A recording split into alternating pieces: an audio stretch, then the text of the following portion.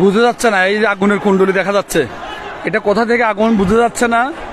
এটা আমি বনরূপা থেকে ভিডিওটা করতেছি। এটা মনে হয় সম্ভবত হ্যাপির মোড়ের পরে ওইদিকে রাজবাড়ি এলাকার আগে, অথবা এইদিকে হ্যাপির মোড় কিংবা কালিন্দীপুর এই সমস্ত এলাকায় হতে পারে, অথবা চম্পকনগর এলাকা হতে পারে, অথবা হ্যাপির মোড়ে মেইন রোড হতে পারে। এটা একবার যে আপনারা দেখতে পাচ্ছেন ধোঁয়ার কুণ্ডলি আগুন লাগানো হয়েছে। এটা আসলে আমরা কিভাবে বুঝাবো, কাকে বুঝাবো, কার কাছে বিচার দিব?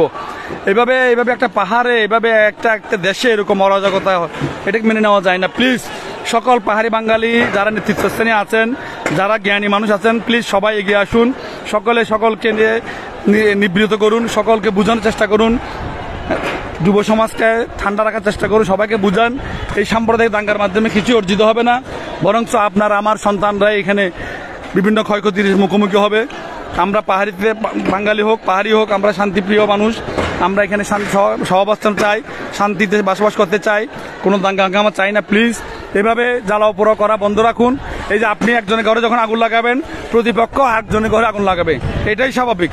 প্লিজ এই যে আগুন লাগানো হচ্ছে, এই যে এখন এটা যেটা আমি বুঝতেছি কোন জায়গা থেকে, আমরা ফোনেও কোথাও পাওয়া যাচ্ছে না। এই যে আগুনের কুণ্ডলি দেখা যাচ্ছে, এটা বনরূপা থেকেই দেখা যাচ্ছে, তবে সম্ভবত ঘটনাটা হ্যাপির মোড়ে পরে এলাকা হইতে পারে।